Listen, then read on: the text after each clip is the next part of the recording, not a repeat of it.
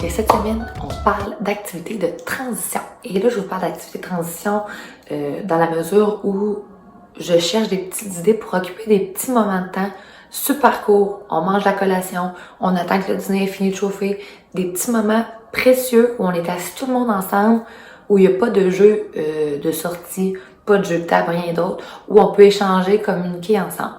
Aujourd'hui, je vous présente des petites idées d'activités plus éducatives, ludiques, que je me suis procurées. Ça fait quand même longtemps, mais qui sont encore d'actualité et qui vont rester. Hein, simplement, Marie-Lou, ça le dit par son nom, je ne veux vous proposer que des choses qui sont simples, d'emploi, faciles à adapter, qui ne coûtent pas trop cher. Je veux pas qu'on commence à se faire croire que créer des situations d'apprentissage aux enfants, c'est compliqué. Donc, je commence tout de suite avec mes premières idées. C'est des contenus que je vous ai peut-être déjà présentés, à travers ma page Facebook ou Instagram, sauf que c'est tellement des idées gagnantes que je vous les remonte encore aujourd'hui. Donc, pour commencer, je vous présente ça ici. C'est nos noms. J'ai trouvé des petits cartons comme ça ici chez Scholar. Vous pourriez vraiment vous les faire vous-même. C'est juste que moi, je suis une fille des papeteries, une fan incontestable de papeterie. Donc, c'est des petits cartons rigides sur lesquels j'écris les noms de tous les amis. Puis c'est ça que j'utilise en fait dans ces petits moments-là, comme à la collation, pour qu'on pratique la reconnaissance de notre nom. Sur leur bouteille, sur leur casier, sur leur panier de dos, leur nom est écrit.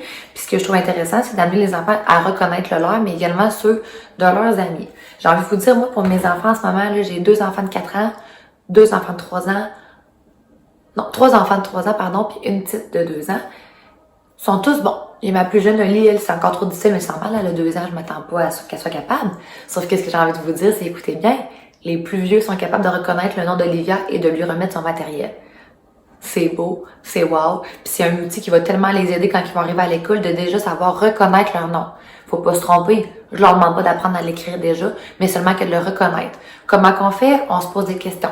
Est-ce que ton nom, il est long? Est-ce que ton nom, il est court? Est-ce que ton nom commence par une lettre que tu reconnais? Puis c'est souvent la première chose que je leur demande de regarder, c'est regarde, est-ce que c'est ta lettre au début? Pour guider. Après ça, leur décodage, puis en venir à la conclusion que c'est leur matériel ou non. Donc, ces petits noms-là, encore une fois, ce que je vous dis, c'est pas des trucs que je sors toutes les semaines, c'est aléatoire. Quand ça donne, si la vibe est bonne, je m'adapte vraiment tout le temps à ça. Donc, un gros plus, j'ai commencé avec les prénoms. C'est sûr qu'ultimement, j'aimerais s'intégrer les noms de famille. J'ai ajouté mon nom, j'ai ajouté maman, papa. On regarde ça ensemble. Il n'y a aucun apprentissage obligatoire dans tout ça. C'est pour le plaisir. Ensuite, mes boîtes commencent à être maganées, mais je les utilise tellement. Des petites cartes ici comme ça. Toute ma maternelle, tout mon préscolaire. Encore une fois, ça peut penser à la capsule de la semaine dernière. On s'arrête pas au titre, on regarde qu'est-ce qui est travaillé, puis si c'est adapté aux enfants dont on a la responsabilité. Et moi, dans le cas présent, les deux fonctionnent. Donc, c'est des cartes avec différents petits défis dessus. Compter les points, identifier une forme, déterminer c'est quoi la couleur, dans quel panier. Regardez ici, là. La consigne, c'est quel panier contient 6 cornets, mais moi, je demanderais quel panier contient le plus de cornets. Je pratique des concepts mathématiques sans même avoir à inventer un problème, là. On pose des questions. Vous pouvez passer de ce qui est écrit, mais il n'y a jamais rien qui vous empêche de simplifier ou d'adapter la question pour qu'elle soit mieux intégrée pour les enfants, parce que le but, c'est pas de leur tendre des pièges, c'est juste d'activer des connaissances qu'ils ont en eux puis de mettre de l'avant des nouveaux concepts qui vont leur être pratiques tout au long de leur parcours scolaire. Il y a toujours la réponse au verso, ce qui fait en sorte que c'est quand même le fun, parce que ce que vous allez vous rendre compte assez rapidement aussi, c'est que les enfants, ils aiment tellement ça, faire comme nous, qu'ils vont prendre les cartes puis ils vont jouer ensemble. C'est tellement beau. Puis ils se posent même pas de bonnes questions, mais c'est pas grave. L'intérêt d'apprendre est là, puis l'intérêt d'apprendre en jouant l'est également. Donc après ça, comme j'avais dit, c'est des couleurs, on pratique les formes, les plus, le moins. Il y a combien de doigts de lever, c'est quand même vraiment intéressant. Puis à partir d'une carte comme ça, moi, ce que j'aime ajouter, c'est de dire aux enfants, mettons, je demande à Eva, montre-moi avec tes mains, Eva, t'as quel âge? Fait que là, elle va me faire, j'ai ça. OK, puis si je te dis que tu as cet âge-là, est-ce que tu as encore 4 ans? La compte, elle dit, oui, j'ai 4 ans. Ça amène un raisonnement nouveau de comprendre que même si on monte pas les mêmes doigts, on a encore le même âge. Si je te dis, j'ai 2 carottes dans mon assiette, est-ce que j'ai encore 2 carottes dans mon assiette? Mais la réponse est oui. Ça ajoute une petite couche de plus des apprentissages que je trouve super mignonne, puis qui coûte rien. On placote, on s'active, puis ensemble, ils se questionnent, puis ça crée vraiment des moments précieux d'apprentissage. Donc ça, c'est pour le premier paquet de cartes. Pour le deuxième de la même série ici, je vous montre un petit peu de quoi ça a l'air. C'est vraiment, on parle plus de position, quantité et logique. Donc ici, regardez, quel objet est le plus long? Trouver l'intrus, hein, c'est une consigne à un intrus. On commence déjà à en parler avec les enfants, mais on peut dire qu'est-ce qui va pas là. Hein, on peut changer les mots, adapter la consigne. Puis il y a des enfants pour qui c'est super facile, puis pour d'autres, ça l'est vraiment moins. Fait que c'est encore une fois intéressant d'aller voir là-dessus, puis de cibler peut-être des petits défis qu'on peut travailler plus de façon plus approfondie par la suite. Regardez ici, c'est plus difficile. Tu sais, qui est en troisième, faut se questionner, mais ça, j'accompagne, puis on la fait ensemble, puis ultimement, on finit par trouver la réponse. Il n'y a jamais d'obligation d'avoir la bonne réponse. Tant que moi, je vois un effort, puis ils aiment ça, les enfants, plus qu'on pense à être stimulé intellectuellement, à avoir des défis. Regardez, quel est l'autobus le plus loin de Laurent?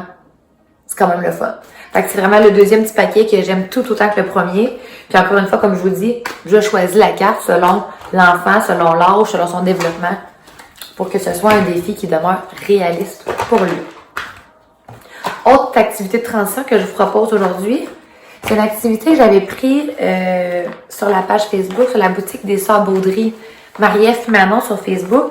Puis j'avais tellement trouvé ça wow que je l'avais fait imprimer. C'est des petites questions super faciles qui travaillent l'imaginaire des enfants. Comment est-ce qu'on pourrait appeler cet ourson-là?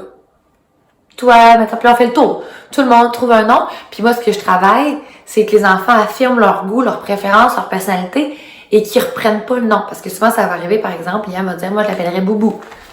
Alors toi, Zoé, comment tu l'appellerais?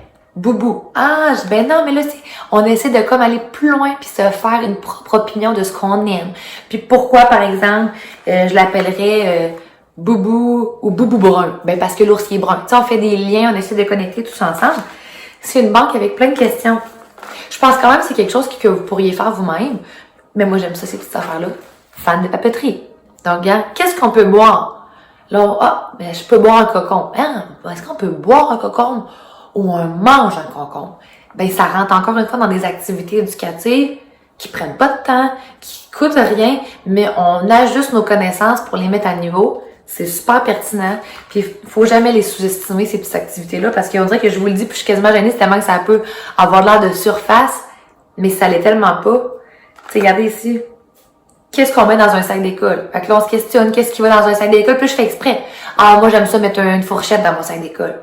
Ben non, Marie-Lou, tu sais, on se questionne sur qu'est-ce qui est possible, qu'est-ce qui l'est pas. C'est vraiment trippant comme cette activité de transition, ça aussi. Je m'en passerai plus.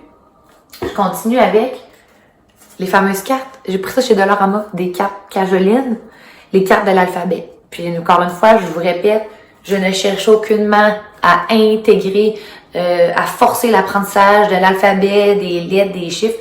Je m'amuse avec ça. Puis c'est encore une fois ce que je veux que les enfants fassent, c'est qu'ils s'amusent avec le contenu que je leur propose.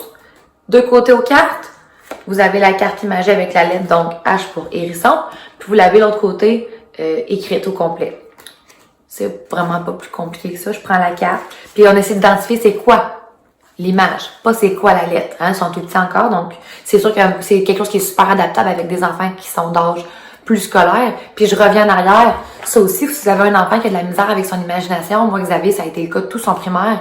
Des productions écrites, inventer des phrases, ça y vient pas, ça y vient pas.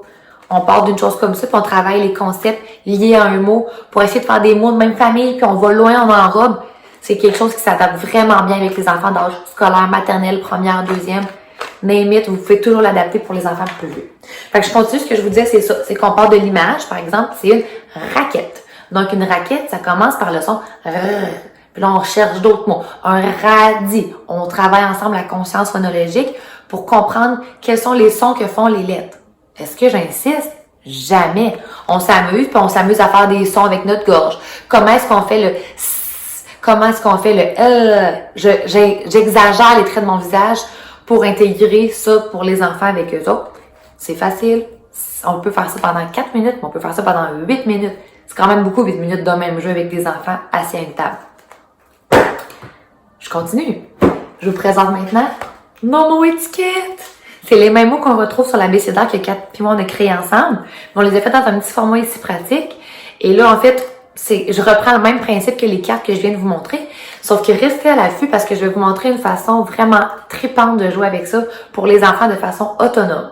Entre-temps, c'est le même principe que ce que je vous ai montré. On regarde le mot, on se questionne, on apprend un plus grand vocabulaire, on essaie de catégoriser, par exemple, le mot guitare. OK, guitare, je repars avec mon son. Puis, mais une guitare, c'est un instrument de musique. Est-ce que tu en connais d'autres instruments de musique? On se parle ensemble, puis souvent, c'est moi qui va choisir qui prend parole. On lève la main, on apprend les consignes de base en groupe pour essayer d'aller chercher les enfants plus timides. C'est une question qui est plus facile, ben je vais aller prendre mon enfant qui est plus réservé pour que lui aussi soit à l'aise de répondre. Puis tu sais, fais-toi confiance, t'es capable. On apprend à prendre parole en grand groupe. C'est super important. Puis à travers tout ça, tout ce que je vous montre aujourd'hui, moi, ce que je veux, c'est que les enfants y arrivent outillés puis bien avec eux dans leurs connaissances puis qu'ils se sentent accomplis, qu'ils se sentent prêts à affronter l'école puis qu'il y ait un bon bagage de connaissances sans tout maîtriser, mais qui aient touché à tout. Dernière chose que je vous présente aujourd'hui, c'est mon éternel tableau blanc. Je l'aime tellement, je m'en passerai plus. Un tableau, un crayon, un façade à sec. Attention les amis, je vous fais un défi. Puis là, je vais cibler un enfant, par exemple, je vais dire Eva, prépare-toi. Puis là, je dessine, puis je dis qu'est-ce que c'est ça? J'ai fait une lettre, j'ai fait une forme. Je pars avec la base. J'ai fait un dessin, on devine. Puis après ça, Eva dit OK, c'est à mon tour, maman, cache. Là, elle va faire, par exemple, sa lettre. Puis là, elle joue, là. Attention les amis, c'est quoi cette lettre-là? Ben, on s'amuse de cette façon-là. C'est une activité de transition. On active nos connaissances, on en intègre de nouvelles par d'autres, mais on s'amuse en gang. Puis c'est tellement précieux. Puis c'est ce qui conclut déjà ma capsule. Donc, j'ai dit beaucoup de choses en pas beaucoup de temps. Je vais vous mettre en lien, comme sur mon autre vidéo, le lien pour vous procurer les petits objets que je vous ai présentés aujourd'hui. Je vais essayer de tous les trouver. Puis sinon, sachez qu'apprendre en s'amusant en gang, c'est le plus bel apprentissage qu'on peut donner aux enfants d'âge préscolaire pour que le grand monde de l'école ne soit pas épeurant puis que ce soit avec engouement puis intérêt qu'ils fassent leur transition vers ce grand monde-là. Bonne journée tout le monde!